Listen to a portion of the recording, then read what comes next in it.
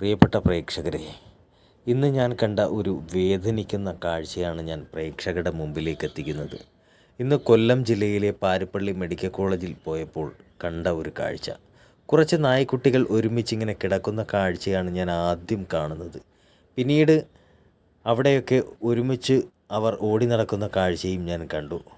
തൊട്ടു സമീപത്ത് തന്നെയായി ജില്ലാ മൃഗസംരക്ഷണ വിഭാഗത്തിൻ്റെ നേതൃത്വത്തിൽ നായ്ക്കൾക്ക് രോഗപ്രതിരോധ കുത്തിവയ്പ് എടുക്കുകയാണ്.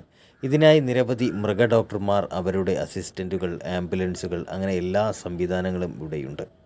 ഇതൊക്കെ കഴിഞ്ഞ് ഞാൻ തിരികെ പോകാനിറങ്ങുമ്പോൾ കണ്ട ഒരു കാഴ്ച, ആ നായ്ക്കുട്ടികളിൽ ഒന്നിനെ ഏതോ വാഹനമിടിച്ചു പരുക്കുപറ്റി കിടക്കുകയാണ്. തൻ്റെ കുട്ടി ചോര വാർന്ന് പിടയുമ്പോൾ ആ കുഞ്ഞിനരികിൽ അതിൻ്റെ മാതാവായ പട്ടിയും അടുത്ത് നിൽപ്പുണ്ട്. അതിൻ്റെ ചോര നക്കിത്തുടച്ച് അതിനെ സമാധാനിപ്പിക്കുന്ന പോലെ.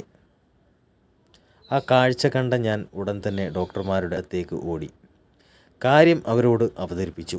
അവരിൽ 2-3 പേർ അപ്പോൾ തന്നെ അവിടെ എത്തി. അപ്പോഴും ആ നായ്ക്കുട്ടിക്ക് ജീവനുണ്ടായിരുന്നു. അവരതിനെ റോഡിൽ നിന്നും എടുത്ത് സമീപത്തേക്ക് മാറ്റിവെച്ചു. എന്തൊക്കെയോ നോക്കി. അതിനുശേഷം അവിടെ നിന്നും ഒരു ഫ്ലക്സ് ബോർഡിൻ്റെ ബാക്കിലേക്ക് ആ നായ്ക്കുട്ടിയെ നീക്കി വെച്ച ശേഷം അവർ അവിടെ നിന്നും പോവുകയായിരുന്നു.